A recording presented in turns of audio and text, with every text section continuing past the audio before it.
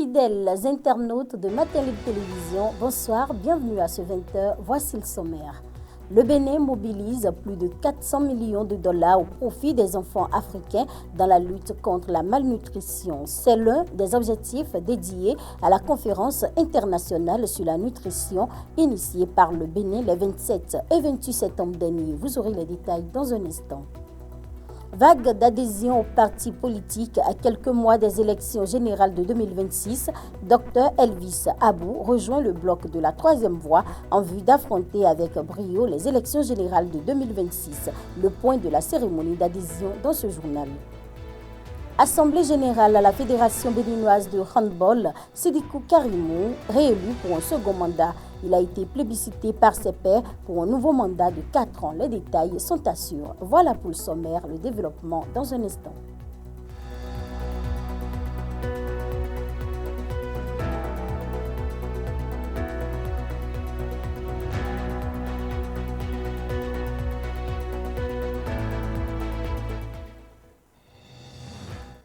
Les 27 et 28 septembre ont eu lieu la conférence internationale sur la nutrition organisée par le gouvernement béninois avec le soutien des partenaires techniques et financiers. Le Bénin a donc partagé avec ses hôtes sa vision de la lutte contre la malnutrition. Samiratou Kassoumou et Jean-Marie Adeyemi nous font ici le point.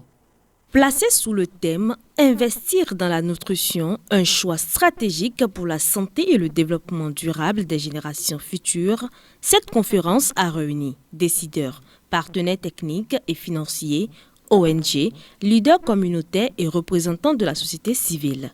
Ils ont échangé sur les politiques publiques nutritionnelles. Tout en saluant l'initiative du Bénin, le vice-président de la Banque mondiale, à la faveur de cette conférence internationale, a exposé l'impact de la nutrition sur le développement humain. Prévenir 27 millions de cas de retard de croissance et éviter près d'1 million de décès prénatals. Bien évidemment, ce type de course n'est pas un marathon. Il s'agit d'un sprint. Les résultats ne sont pas immédiats, mais les impacts sont certains, profonds et durables. Alors, prenons ensemble un engagement clair, celui de changer la trajectoire. C'est le sens de l'initiative du président de la République, M. Patrice Talon, en nous réunissant aujourd'hui. Et c'est aussi la raison de notre présence massive. Dans son discours, le président de la République du Bénin a rappelé l'importance de la nutrition pour le développement et le bien-être des enfants et a encouragé les investissements dans la nutrition pour garantir un meilleur avenir aux générations futures. Chaque enfant malnutri, c'est une intelligence fragilisée et limitée. C'est une force perdue. C'est un avenir compromis. A contrario, chaque enfant bien nourri est une promesse de réussite, un moteur de croissance, une pierre solide pour bâtir la société et rompre la chaîne intergénérationnelle de malnutrition. Cette chaîne qui veut qu'une mère malnutrie donne naissance à un enfant fragile à potentiel limité et qui, à son tour, s'il est malnutri lui aussi, aggrave les faiblesses de sa progéniture et la rend très peu apte à profiter efficacement des infrastructures, de l'éducation, de la formation, des offres d'emploi et autres que sa communauté lui offre. Après le lancement des travaux par Patrice Talon, plusieurs communications et panels tels que fardeau intergénérationnel de la nutrition et solutions appliquées pour la lutte contre la malnutrition, retour d'expérience sur les initiatives réussies ont été présentés lors de la première journée. La communication ayant fait l'objet de la conférence inaugurale a retenu également toutes les attentions. Elle est présentée par Esther Duflo, lauréate du prix Nobel d'économie et cofondatrice de la branche européenne du JPAL. À l'occasion de la tenue de cette conférence internationale sur la nutrition, une table ronde a été organisée dans le but de mobiliser des ressources financières en faveur d'une nutrition durable au Bénin. Plus de 400 millions de dollars ont été mobilisés. Samiratou Kassoumou et Jean-Marie Adeyemi nous en disent plus. Cette deuxième journée a été marquée par la tenue d'une table ronde. L'objectif est de mobiliser des ressources dans le cadre du programme de supplémentation nutritionnelle des 1000 jours au Bénin, avec la participation de plusieurs personnalités politico-administratives. Le contenu du projet a été mieux présenté aux partenaires techniques et financiers par le directeur général de l'Agence nationale de l'alimentation et de la nutrition, afin de cerner tous les enjeux. Les ressources mobilisées ou les ressources qui ont été annoncées dans le cadre de cette table ronde sont destinées à compléter les ressources de l'État pour les interventions prévues dans le cadre du projet de supplémentation nutritionnelle des 1000 premiers jours. Vous savez que la malnutrition fait des dégâts et scientifiquement, il est démontré que c'est la période des 1000 premiers jours et les 1000 jours suivants, c'est dans cette période-là que tout le capital cognitif de l'enfant se forme. Si l'homme est la richesse des nations, la source de cette richesse, c'est les capacités intellectuelles. Donc le chef de l'État a compris ce principe-là, cette donnée scientifique qui est méconnue par les populations. Et donc la conférence qui a été organisée, la conférence internationale sur la nutrition, qui a été organisée, a permis aux différents experts de revenir sur ces données scientifiques et d'éveiller davantage l'attention sur le caractère critique de cette période. Donc le projet dont nous mobilisons les financements aujourd'hui, ce projet est destiné donc à aider à lancer une lutte méthodique et une lutte vraiment décisive contre la malnutrition au Bénin pour donner des chances aux générations futures de pouvoir avoir leur plein potentiel pour contribuer au développement de notre nation. Les autorités béninoises sont heureuses du grand intérêt accordé par le PTF à la mobilisation de ressources pour une lutte efficace et méthodique contre la malnutrition. En témoignent les résultats enregistrés. À l'issue de nos échanges, nous avons le plaisir de vous annoncer que nous avons reçu des partenaires des engagements fermes de financement du projet à hauteur de 442,5 millions de dollars US, soit 252,8 milliards de francs CFA, ce qui représente 126% de financement attendu, qui est de 350 millions de dollars US, soit 200 milliards de francs CFA. Ce financement substantiel permettra de renforcer les interventions nutritionnelles à fort impact, d'élargir la couverture géographique du programme et d'assurer une mise en œuvre efficace et durable des actions prévues sur le terrain. Cette mobilisation exceptionnelle marque une étape décisive dans la mise en œuvre du projet.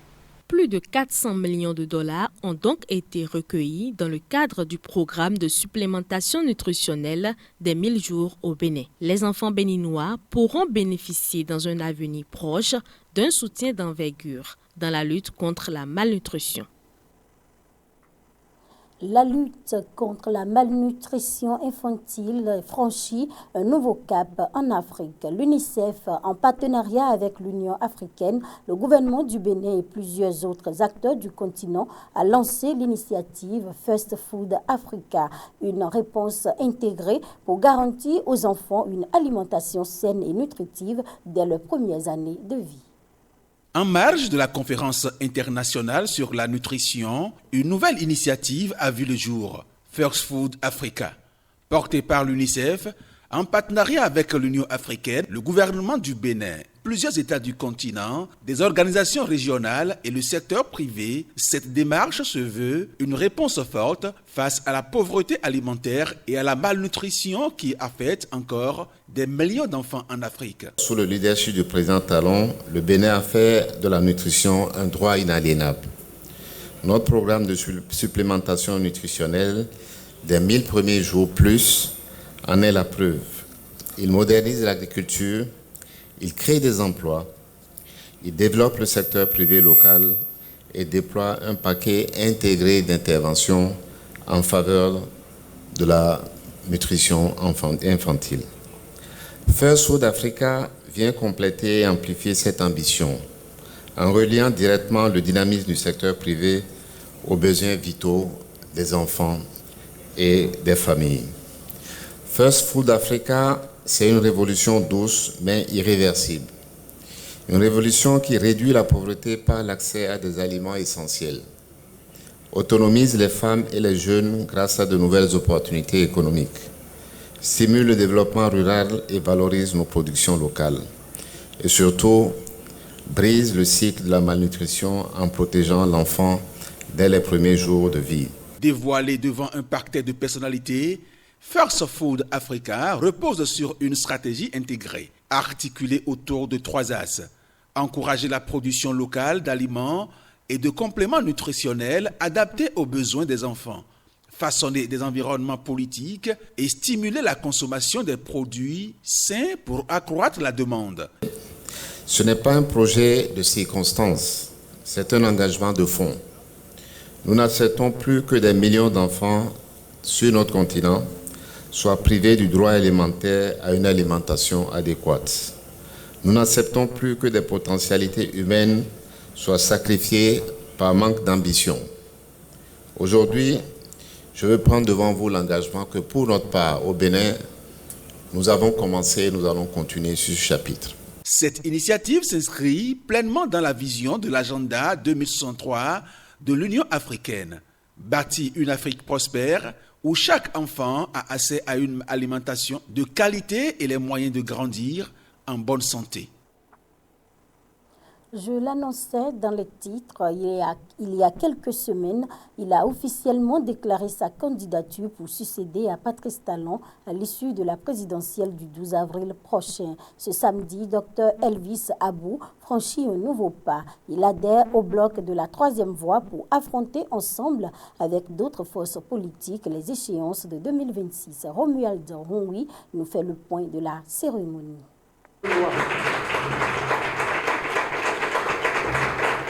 Le bloc de la troisième voie s'est élargi ce week-end donc avec l'adhésion du parti en mission pour le Bénin. Dr Elvis Abou, candidat déclaré à la présidentielle du 12 avril 2026, rejoint les autres forces politiques pour une véritable conquête du pouvoir en 2026. Il y a adhéré au regard des objectifs poursuivis par ses nouveaux camarades. Le temps est arrivé où chaque fils et chaque fille de cette nation doit se lever dans une mission républicaine pour restaurer la démocratie, restaurer la paix et restaurer la justice.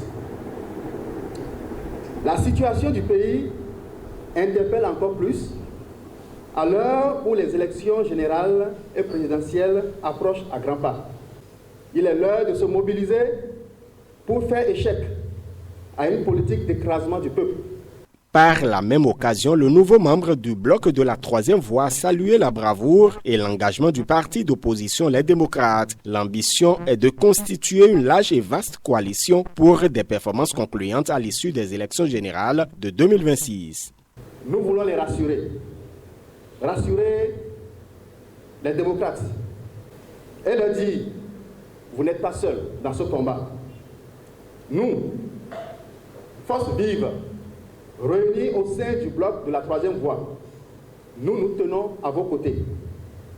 Ce combat est le combat de tous les citoyens, épris de paix et de justice. Président Boniaï, nous serons avec vous. Nous combattrons avec vous. Nous gagnerons avec vous. Pour le président du Parti panafricain du peuple, l'adhésion du parti en mission pour le Bénin est salutaire. Au parti Mission pour le Bénin, nous disons bienvenue à la maison. Bienvenue dans le camp de l'alternance réelle et non de l'alternance trompeuse. Bienvenue dans la fusée politique qui ne vise pas le partage des postes, mais la libération authentique du Bénin. Le bloc de la troisième voie compte rallier à lui d'autres forces et personnalités politiques pour une victoire écrasante en 2026. Fête de retrouvailles samedi dernier entre les fils et filles du quartier d'Edokpo dans le 4e arrondissement de la ville de Cotonou. Ce fut une meilleure opportunité de renforcement des liens d'unité et de fraternité. Compte rendu, Romuald Ronwi et Jean-Marie Adeyemi. Ce 27 septembre 2025 restera gravé dans les mémoires des habitants du quartier d'Edokpo à Cotonou. Les fils et filles de la localité ont célébré l'unité et la fraternité dans une atmosphère de convivialité et de ferveur.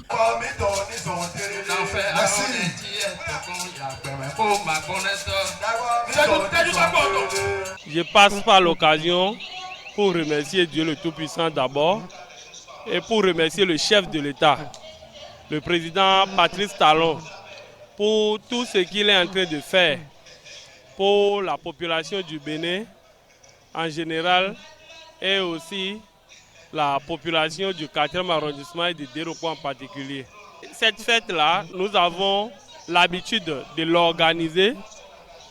Et en tant que parrain de la fête, je ne ménage aucun effort pour que la fête soit une fête belle. Le partage était au cœur de cette fête réussie, mais au-delà des agapés, c'est l'âme du quartier qui s'est exprimée. Les activités culturelles ont mis en lumière la richesse artistique de ce quartier.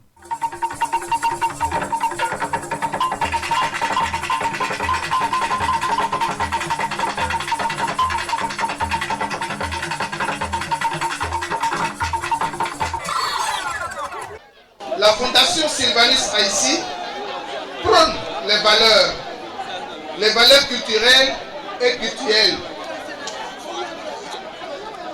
Notre message est clair. Finissons-en avec le clivage. Tournons dos aux divisions. Notre culture, notre patrimoine, notre vivre ensemble sont très importants. Le développement ne se construit pas dans la division, mais dans l'unité des cœurs, de la solidarité, des actions. Sylvanus Haïti s'engage à œuvrer pour les fêtes inclusives, pour les cadres d'expression collective apaisée. Unis, nous sommes plus forts. Unis, ensemble, nous irons plus loin. Cette initiative d'Edokpo n'était pas qu'une simple fête, elle a resserré les liens et réaffirmé l'identité d'un quartier fier de ses racines. Page sport à présent, bonne nouvelle pour le Bénin dans le cadre des éliminatoires de Coupe du Monde 2026. La FIFA vient de sanctionner l'Afrique du Sud pour avoir aligné Teboho Mokoena, suspendu pour accumulation de cartons jaunes lors du match contre le Lesotho le 21 mars 2025. La victoire de 1 des Bafana Bafana est annulée et remplacée par un succès 3-0 sur tapis vert en faveur du Lesotho. Conséquence, le Bénin profite de cette décision et devient co-leader de son groupe de qualification pour la Coupe du Monde 2026. La Fédération sud-africaine de football a également écopé d'une amende, tandis que Mokoena a reçu un avertissement. La SAFA dispose de 10 jours pour faire appel. La Fédération béninoise de handball a renouvelé sa confiance à Sidikou Karimou. Réunis en assemblée générale ordinaire et élective, les 35 délégués l'ont reconduit à l'unanimité pour les 4 prochaines années. L'assemblée générale marquée par la validation des rapports de gestion, l'adoption d'un code de bonne conduite et l'arrivée de nouveaux clubs affiliés. C'était ce samedi à la Maison de la Culture de Ouida. 35 sur 35. À l'unanimité, les 35 délégués présents ont choisi la continuité. Sidikou Karimou est reconduit à la tête de la Fédération béninoise de handball pour un nouveau mandat de 4 ans. C'était à l'occasion de l'Assemblée générale ordinaire et élective. Ce rendez-vous marque un temps fort de la vie démocratique de notre fédération, mais aussi un moment de responsabilité et d'engagement pour l'avenir de notre discipline. Au cours des dernières années, nous avons travaillé ensemble à poser des bases solides pour le développement du handball béninois. Nous avons connu des moments de joie, des victoires mémorables, mais aussi des défis que nous avons dû affronter avec courage et détermination. Les compétitions nationales se sont renforcées, le handball féminin a pris de l'élan, nos clubs et sélections ont franchi des étapes significatives. Tout cela, nous le devons à l'unité et à la volonté de tous les acteurs ici présents. Un rendez-vous qui a d'abord permis au bureau sortant de présenter les différents rapports de gestion. Des documents validés sans réserve par les délégués, preuve de la confiance renouvelée à l'équipe dirigeante. Au cours de la cérémonie d'ouverture, plusieurs voix se sont élevées pour saluer le respect des thèses et l'organisation régulière de cette instance statutaire. Depuis un certain moment, le comité national olympique et sportif béninois suit avec attention le respect des tests, le respect des dispositions statutaires pour que nous en soyons ici aujourd'hui. Toutes les dispositions, depuis le lancement des informations pour la prise des candidatures jusqu'à aujourd'hui. Monsieur le Président sortant, recevez les félicitations du comité pour avoir des preuves de votre dynamisme à la tête de cette fédération. Les résultats sont là, sont très élogieux. Permettez-moi de saluer le travail accompli par l'équipe dirigeante sortante et d'adresser des remerciements appuyés à tous ceux qui, depuis des années, se battent pour maintenir le handball vivant. Il s'agit des présidents de clubs, les encadreurs, les arbitres, les handballeuses et handballeurs, ainsi que les partenaires institutionnels et privés. Votre engagement est la preuve que le sport est avant tout une affaire de passion, de persévérance et de dévouement. Le nouveau bureau qui enregistre 4 nouvelles figures s'engage à poursuivre la dynamique. Merci de nous avoir renouvelé votre confiance. Je voudrais vous dire que les résultats sortis des votes nous mettent davantage de pression. Nous acceptons, nous percevons la responsabilité et nous prenons ici l'engagement de ne pas vous décevoir sur les 4 prochaines années. Les membres élus ont d'ailleurs signé un code de bonne conduite, une charte censée guider leurs actions et préserver l'image du handball béninois. Si quelqu'un passe outre, il va subir les sanctions. Merci, Président. Bon mandat à toi. Les travaux ont également permis d'examiner et d'amender certaines dispositions des tests de la fédération. Enfin, de nouveaux clubs ont obtenu leur affiliation, signée d'un mouvement qui continue de s'élargir. Les batailles de la vie ne sont pas gagnées par les plus forts ni par les plus rapides, mais par ceux qui n'abandonnent jamais. Ce sera tout pour ce 20h. Merci de nous avoir suivis et n'oubliez pas de vous abonner pour ne rien manquer de l'actualité.